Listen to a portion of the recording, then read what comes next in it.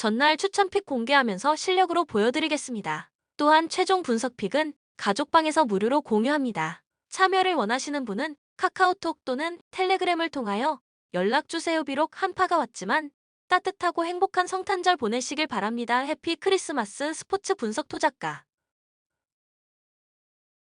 안양 KGC 스펠맨의 부진과 27.8%의 낮은 3점 효율을 기록하며 창원에게 패배했다. 최근 스펠맨과 멀로, 아반도 등 각 포지션별 1옵션 외국인 전력들의 부진이 심각한 상태. 하지만 오세근은 꾸준히 골 밑을 잘 지켜주고 있고 변준영, 박지훈 등 국내산 가드 전력들은 여전히 안정적인 활약을 보여주고 있다. 핵심 전력은 문성곤의 수비력은 여전히 최고 수준. 하지만 득점력에서 양희종과 함께 다소 아쉬운 모습을 보여주고 있다. 시즌 초반 압도적인 기세와는 달리 최근 다소 주춤하는 모양새가 뚜렷하다. 하지만 국내 주력 선수들의 기복 없는 경기력과 득점력은 여전한 상태. 특히 고향과는 달리 벤치 타임의 득점력과 서포트가 나쁘지 않은 모습이다. 다양한 선수 구성으로 주전 의존도가 심한 고향을 상대로 다양한 플랜으로 공략 가능할 것으로 예상된다. 그리고 무엇보다 로슨 홀로 인사이드를 책임지는 고향과는 달리 안양은 스펠맨과 오세근이 함께하고 리그 최고의 수비 전력인 문성곤의 디펜스 서포트까지 완벽한 상황. 인사이드 구도에서는 안양이 확실하게 주도권을 줄 것으로 예상한다. 고양 캐롯 전성현과 로슨의 활약에도 불구하고 전주에게 패배를 면치 못했다. 대체 용병 트레드웰은 여전히 경기력이 올라오지 못한 모습. 더욱이 이정현까지 침묵한 상황에서 한호빈과 김진유 등 백코트에서 서포트 해줄 자원들 모두 부상으로 이탈한 상태다. 직전 경기 벤치 득점이 17점에 그친 것을 보면 로슨과 전성현, 이정현 등의 주축 선수들이 득점을 해주지 못하는 경기에서 패색이 지는 모습을 자주 연출한다. 전성현과 이정현이 주도하는 외곽 구도에서 승부를 봐야 하는 상황. 하지만 이 두 선수의 득점력이 다소 주춤거리는 상황에서는 절대 외곽에서 안양을 상대로 우위를 점하기 힘들 것이다. 평균 3점 12.2점으로 리그 1위를 달리고 있지만 안양도 9.7개로 리그 2위를 달리는 만큼 안양의 3점 메이드 능력도 절대 과소평가해서는 안 될 것. 더욱이 안양은 득점력이 좋은 많은 가드 자원들과 윙 전력들이 대기하고 있는 만큼 외곽 구도에서도 고양이 이번 일정에서는 쉽게 경기를 풀어나갈 수 없을 것으로 사료된다. 코멘트 안양 KGC의 승을 예상한다. 비록 최근 외국인 전력들이 다소 주춤하는 모양새다. 국내 선수들의 꾸준한 활약과 함께 벤치 타임까지 충분히 가용 자원과 다양한 선수 구성이 가능한 안양이 유리할 수밖에 없다. 고양은 백코트에서 활력을 불어 넣어줄 가드 전력들이 부상으로 이탈한 상태고 돌아온다고 해도 100% 컨디션이 아닌 상황에서 안양과의 외곽 구도에서 큰 힘이 되지는 못할 것. 인사이드도 마찬가지다. 대체 용병의 부진이 이어지는 상황에서 내 외곽 핵심 전력들의 득점력에만 의존하는 모습을 연출하는 고양이다. 사실상 4쿼터를 모두 소화해야 되는 체력적 부담과 함께 자칫 직전 경기처럼 한 선수의 경기 기복이 있는 상황에서는 외곽 밸런스가 탄탄한 안양을 상대로 승리는 절대 장담할 수 없을 것.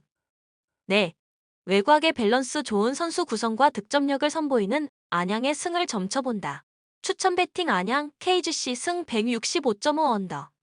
수원 KT 새로 교체된 1옵션 외국인 전력들의 활약에 힘입어 에르난데스가 돌아온 원주를 잡고 승리를 거뒀다. 합류한 지 얼마 되지 않은 프로스퍼와 존스가 즉시 전력감으로 확실하게 활약해주면서 수원의 기세가 살아나고 있다. 더욱이 국내산 빅맨 하윤기와 양홍석이 확실하게 골 밑을 서포트해주면서 수원 특유의 빅맨 게임이 살아나고 있다. 비록 스피드면에서는 다소 떨어지지만 확실한 인사이드 장악을 바탕으로 경기를 잘 풀어나가는 모습. 더하여 외국인 옵션들이 외곽포까지 장착한 만큼 수원의 득점 기세는 당분간 이어질 것으로 예상된다. 하지만 피지컬과 힘을 바탕으로 압도적인 인사이드 장악력을 선보이는 울산의 프림을 상대로 골 밑 장악이 쉽지 않을 것. 프로스퍼나 존스 모두 골 밑에서 피지컬을 바탕으로 치열한 경쟁을 이어가는 선수 유형이 아닌 만큼 인사이드 구도에서 주도권을 쥐기는 상당히 힘들 것이다. 더욱이 빅맨 게임을 주로 이어가는 수원 입장에서는 이우석과 아바 리엔토스와 같은 뛰어난 볼 핸들러가 많은 울산의 빠른 스피드와 속공에 제대로 공략당할 가능성이 높다. 사실상 외곽에서 정성우 홀로 울산의 가드 전력들을 제어하기는 힘들 것으로 예상된다. 울산 모비스 내 외곽 핵심 에이스 자원들의 활약에 힘입어 대구의 역전승을 거뒀다. 여전히 뒷심과 후반 집중력이 대단한 전력이다. 그리고 무엇보다 피지컬과 힘을 앞세운 프림의 인사이드 장악력은 최고 수준이다. 예. 그리고 장신가드 이우석의 내 외곽에서의 활약과 아바 리엔토스의 득점력과 리딩 능력까지 크게 빈틈이 없는 모습을 보여주고 있다. 비록 수원의 대체 용병들의 활약이 인상적이지만 프림과 함지훈 그리고 인사이드에서의 서포트도 좋은 장신가드 이우석을 활용해 어렵지 않게 페인트 존 주도권을 줄 수 있을 것. 그리고 무엇보다 빅맨 게임이 주가 되는 수원의 가장 큰 약점은 바로 스피드와 백코트 전력의 부족한 선수 구성이다. 이우석과 아바 리엔토스의 빠른 스피드와 울산 특유의 속공을 살려 수원을 공략하면서 충분히 외곽에서도 유리하게 경기를 이어나갈 것으로 전망한다. 코멘트 울산 모비스의 승을 예상한다. 무엇보다 울산은 수원보다 선수 구성과 가용 자원 면에서도 앞서는 것이 사실이다. 그리고 무엇보다 인사이드에서의 프림의 압도적인 피지컬과 힘을 수원의 대체 용병들이 당해 내기는 쉽지 않을 것. 더욱이 함지훈의 인사이드 서포트가 확실하게 이루어지는 만큼 울산이 골 밑에서 확실한 주도권을 쥐고 가는 경기가 될 공산이 크다.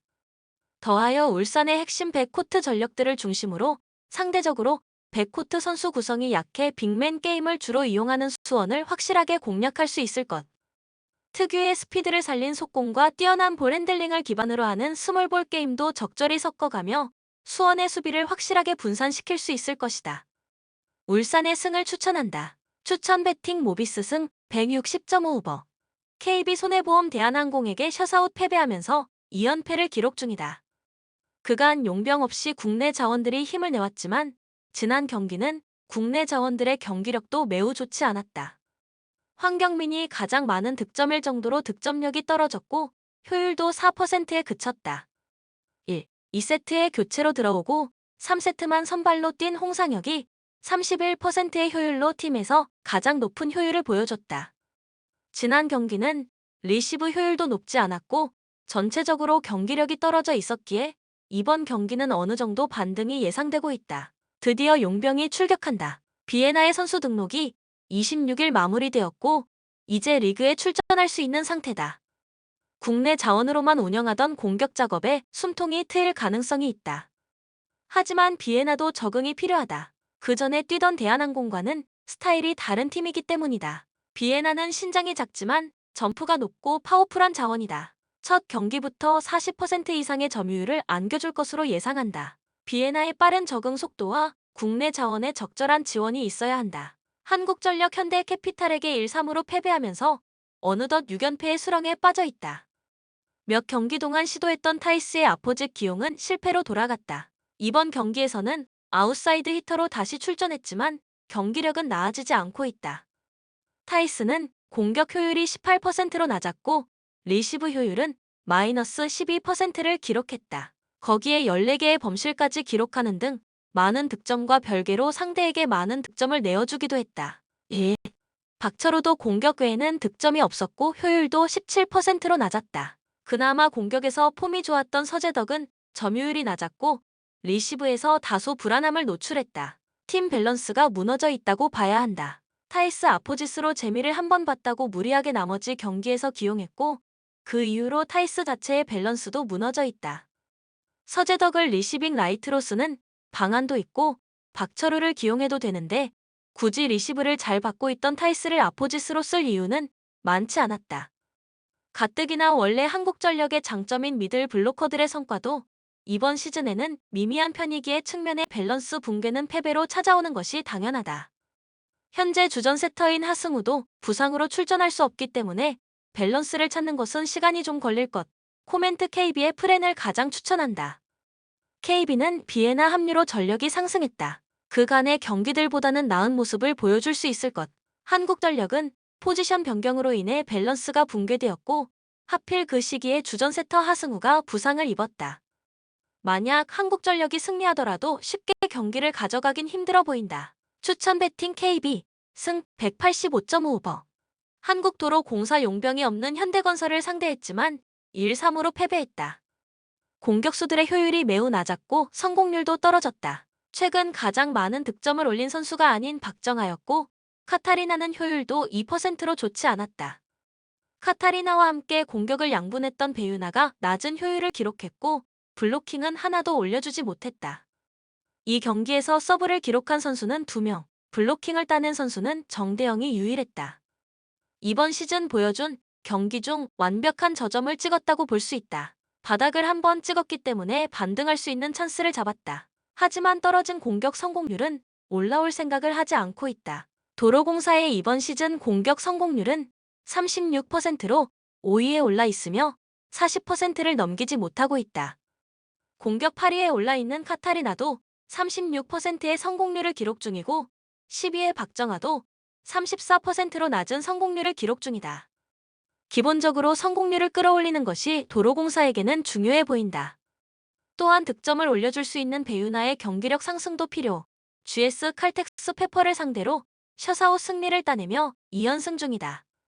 31%의 점유율을 가져간 모마가 양 팀을 통틀어 가장 많은 득점을 올렸다. 선발 아웃사이드 히터로 나섰던 선수들이 모두 준수한 활약을 펼쳤다. 유서연과 강소희가 리시브 효율 60%대를 기록하며 공격보다는 수비에서 더 안정적인 모습을 보여줬다. 미들 블로커로 출전하고 있는 권민지는 다소 아쉬움이 있다. 측면이 완벽하지 않은 상황이기에 중앙에서의 영향력도 끌어올려야 한다. 오지영과 이원정이 트레이드로 팀을 떠났다. 하지만 전력에는 큰 손실이 없다. 오지영은 한다혜한테 밀려 수비형 아웃사이드 히터로 경기에 나오는 것이 전부였고 이원정은 김지원에게 밀렸다. 경기는 승리하고 있지만 GS도 국내 아웃사이드 히터 자원들의 경기력 때문에 고심하고 있다.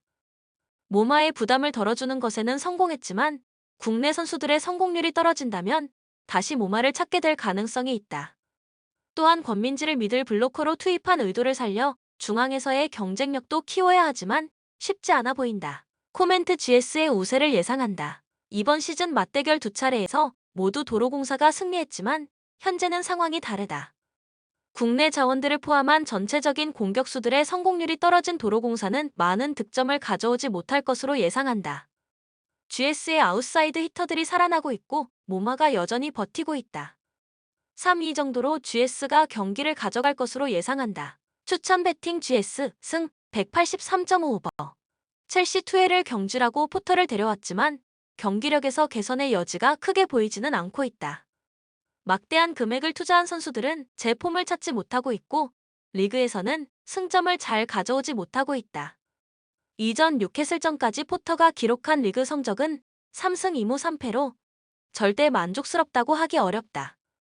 공격진의 부진은 상당히 심각하다. 이 선에서 온더볼 능력을 보여줄 것으로 기대했던 스털링은 월드컵에서도 부진하면서 제 몫을 못해주었고 이 때문에 공격 전술이 상당히 단조로워지는 결과를 맞이할 수밖에 없었다. 이전 경기에서도 단순한 크로스에 의존하는 공격으로 인해 무득점에 묶여버린 것은 덤. 포터 감독은 중원에서 코바치치와 캉테의 이탈을 컨펌했는데 이번 경기에서도 중원에서의 정교한 빌드업은 기대하기 어렵게 되었다.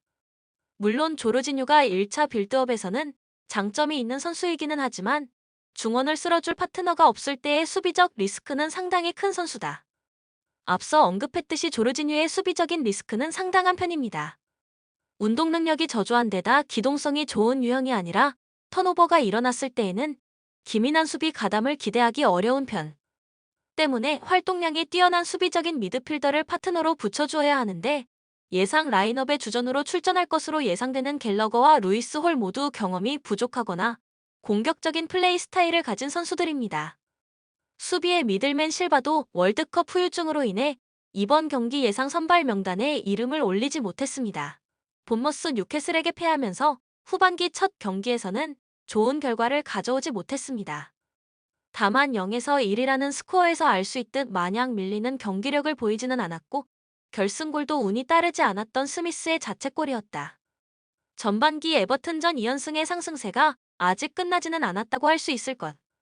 본머스는 올 시즌 상당히 웅크리고 경기를 진행하는 편입니다. 상대 진영에서 움직이는 비중이 23%로 리그에서 가장 적은 상태. 압박으로 상대의 턴오버를 유발한 뒤 역습으로 이어지는 공격 패턴을 보여주는 팀. 다만 이로 인해 상대에게 공격 기회를 많이 허용해야 하는 편 때문에 리즈, 리버풀 등 공격성이 짙은 팀에게는 대량 실점을 허용하기도 했고 체력이 떨어진 후반에 다실점이 나오는 경우가 매우 잦다. 첼시의 올 시즌 빌드업이 단조롭다고는 하나 본머스의 전술에 리스크가 없다고는 하기 어렵다. 실점 가능성을 배제하기는 어려울 것. 압박 전술은 첼시의 약점을 공략할 수 있는 방식. 앞서 언급했듯이 상대 빌드업의 핵인 조르지뉴를 괴롭히는 방식으로 턴오버를 많이 유발할 수 있을 것으로 보이며 최근 리그 3경기에서 모두 멀티 득점이 나왔다는 점도 긍정적인 대목입니다. 솔랑케가 챔피언십에서 보여준 활약을 이어가고 있지는 못하지만 무어와 안소니가 적절하게 공백을 메워주고 있는 모양새. 한 골 정도의 성과도 충분히 가능은 해보인다. 코멘트 오버를 1순위로 삼는 것을 추천하겠다. 본머스의 압박 전술에 첼시가 당황할 가능성이 매우 높은데 중원 공백이 상당히 큰 상황이라 본머스 특유의 압박 전술로 인해 역습 찬스를 꽤 내줄 것으로 보이고 본머스도 후반 실점률 증가 폭이 상당히 큰 편입니다. 본머스가 전력 차이가 큰 상대에게는 주도권을 내주면서 대량 실점이 잦아지는 페이스라 본머스보다는 첼시의 안정성을 더 높게 칠 수는 있다. 추천 배팅 첼시 승 2.5오버. 메뉴 2번의 친선 경기에서는 패배를 당했지만 EFL컵에서는 벌리를 2-0으로 잡아내면서 테나흐 체제가 안정기에 들어섰음을 증명했습니다. 카세미로, 리산드로가 모두 성공적인 영입으로 판명이 났으며 2선 아래의 안정감은 상당히 자리를 잡은 상태로 볼 수 있다. 공격진의 부진은 상당히 아쉬운 상태. 호날두의 계약 해지 등으로 뎁스가 상당히 얇아진 상태이며 래시포드의 온더볼에서의 아쉬움, 마샬의 부상 이슈는 아직도 현재 진행형인 문제다. 현재 리그에서 5골 이상을 기록한 선수는 아예 없으며 리그 20득점은 리그 11위로 중위권 수준인 상황입니다. 하위 전력이라고 할 수 있는 16위 이하의 팀을 상대로 모두 승리를 거두기는 했지만 모두 한 골 차의 신승이었다는 데서 알 수 있듯이 낮은 라인을 돌파할 수 있는 크랙 기질을 가진 선수가 부족하다. 지난 경기에서는 맥과이어, 바란 등 월드컵 토너먼트를 소화했던 선수들을 꽤 선발해서 제외했습니다. 그러나 기본적으로 주전 100원 멤버들의 실력 격차가 큰 상황이었기 때문에 카세미로 등 월드컵에 출전했던 선수들을 여전히 주전으로 기용해야 하는 상태. 현재 7일간 3경기를 소화하는 강행군을 소화하고 있기 때문에 주전들의 체력적인 문제가 일어날 가능성이 높다. 노팅엄 전반기 마지막 두 경기에서는 1승 1무를 거두면서 강등권 탈출에 대한 희망을 볼 수 있었다. 다만 후반기가 시작됐자마자 맨유 첼시라는 두 거함을 만나게 되는 상황이라 아직까지는 강등권에서 머무를 가능성이 높은 상황이라고 볼 수 있다. 플랜 A로 생각했던 500 전술은 완벽하게 파회가 되어버린 상태. 니아카테가 부상을 당하면서 중심을 잡아줄 선수가 낙마한 것이 치명적이었고 이 때문에 수비에서 공격으로 이어지는 빌드업 체계가 완전히 무너져 버렸다. 다행히 400으로 전환하면서부터는 역습 성향으로 토트넘과 리버풀을 잡아내는 등 강팀 상대로 인상적인 경기력을 보여주기도 했습니다. 다만 공격에서는 화이트의 개인 기량에 의존하는 비중이 높다는 것이 문제. 화이트의 탐욕 기질이 없는 편이 아니라 컨디션이 좋지 못할 경우 역습의 날카로움을 보장하기는 어렵다. 이는 중원 선수들이 다소 투박하다는 점 때문 그나마 프로일러가 볼 진행을 시작해주는 중요한 역할을 해주고 있지만 예이츠는 에너지 레벨 말고는 공격에서 기여를 해주지 못하고 있다. 결국 상대 입장에서는 프로일러만 잘 통제한다면 공격의 절반가량은 막아낼 수 있다는 것. 대신 중원의 에너지 레벨을 바탕으로 수비에서는 저지선 역할을 잘 해주었던 것은 고평가를 해줄 수 있다. 역습에 특화된 리버풀을 상대로도 활동량에서 앞서면서 무실점 경기를 치른 만큼 공격진의 장점이 비슷한 메뉴를 상대로도 중원은 활동량 위주의 구성으로 나올 가능성이 높다. 코멘트 일단은 메뉴의 우세를 점칠 수 있다. 3선에서 공격으로 이어지는 빌드업에서 메뉴가 우세할 가능성이 높은데 에릭센이 1차적인 빌드업의 주인공이 될 수 있는 메뉴와는 달리 노팅엄 입장에서는 수비력 위주로 중원 구성을 할 가능성이 높은 상황입니다. 대신 노팅엄도 활동량에 강점이 있는 선수들로 라인업을 구성하고 수비 라인을 내리는 방식으로 대응한다면 공간이 확보되어야 제 역할을 할 수 있는 메뉴 공격진은 어느 정도 고전할 수 있는 상황으로 보인다. 추천 배팅 맨체스터 유나이티드 승 2.5 언더.